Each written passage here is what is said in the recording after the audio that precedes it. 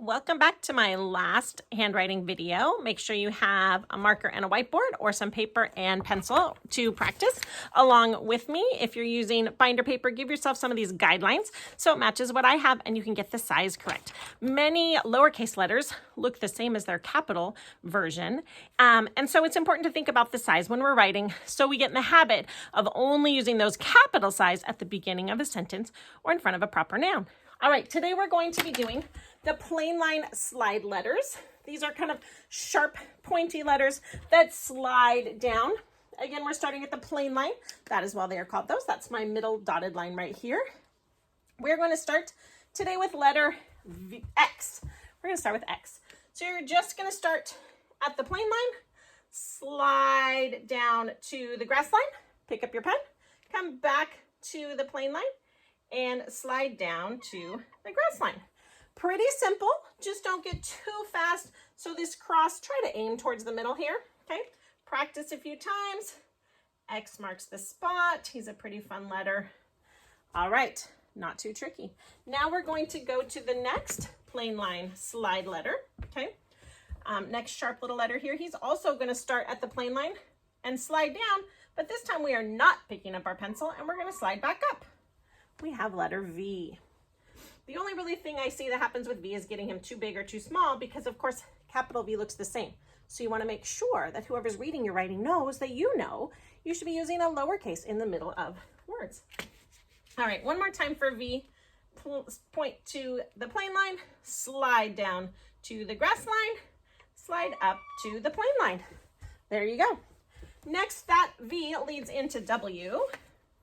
We're going to point to the plain line, slide down to the grass line, slide up to the plain line, slide back down to the grass line, slide up to the plain line. Really the only problem I see sometimes with making W's is just getting this little middle part a little too short with these big long arms sticking out the top. So try to fill up this whole little space right here. The next letter we're going to do is letter Y. Starts exactly that same slide. Point to the dotted line, slide down to the grass line. Now, pick up your pencil at this point, come back to the plain line, and slide all the way down to the worm line. See that nice slant?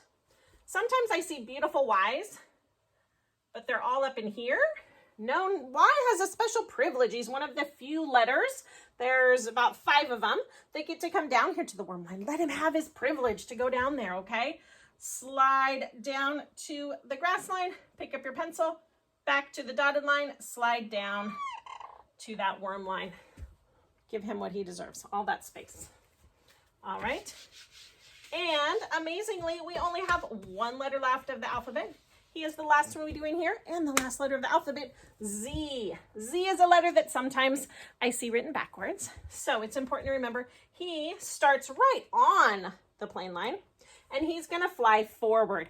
He's gonna go this way, away from our house, flying forward, and then he's gonna slide also back down to the grass line, and then fly forward again.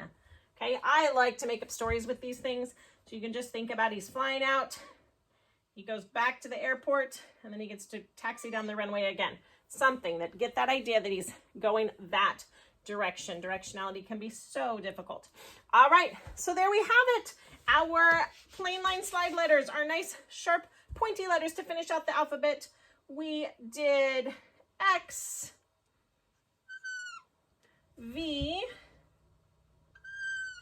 W, which is more like a double V, kind of funny. We did Y today, and Z, flying away, slide back, taxi back out again. All right, practice those letters at home. Keep them nice and strong and sharp. And I hope you enjoy that and your handwriting gets better and better every day. Thank you.